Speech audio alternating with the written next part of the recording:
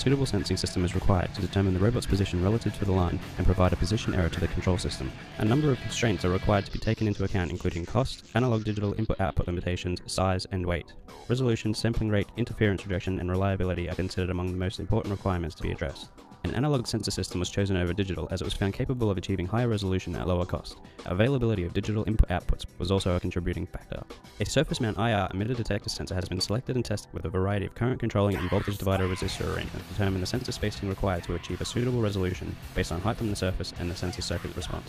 A straight line array of 7 sensors has been used over other options due to its simplicity and proven use in line following competitions.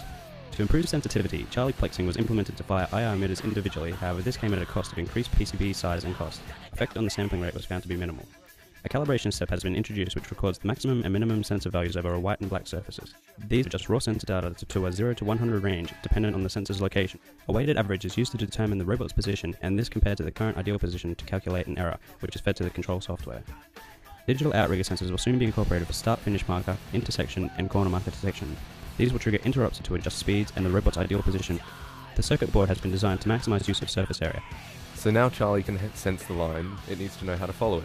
The problem is taking the error value and using it to drive the motors to stay on the line. In the final product, a more sophisticated method will be used, resulting in the robot following the line more precisely.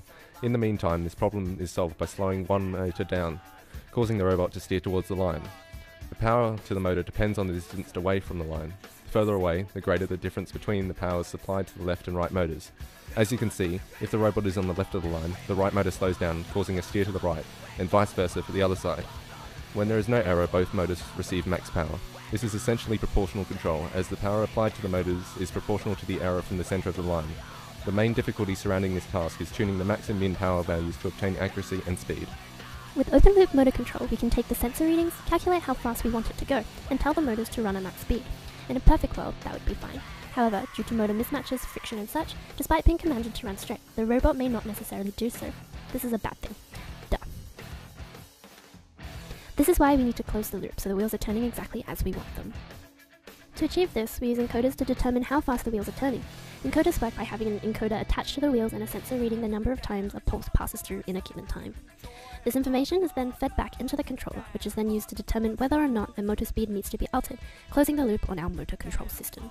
Although the system was not incorporated into our prototype, we have proven it to work using old printer parts.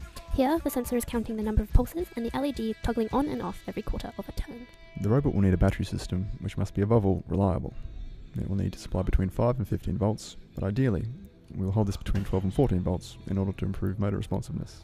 The supply should be able to deliver 500 milliamps for at least 5 minutes. This should be enough for a single run. The cost should be below $10 and the weight below 100 grams. We plan to develop the battery in 3 stages, starting with a simple solution, working up to a high-performing one. So, for phase 1, we're simply going to use an 9V battery. It's lightweight, the cost including the battery snap is fairly low, and if we consult some battery data sheets, we find it can meet our current demand. This is the system we're currently using on the prototype, so we know it works. Phase 2 will be 2 9V batteries in series, and use a regulator to burn off the excess voltage. This gives us a high regulated voltage, but with an eye-watering appetite for batteries. Phase 3 will use a boost converter, which will take a low battery voltage and step it up to a regulated 13 volts. This will allow us to use the most charge out of each battery while maintaining a steady voltage.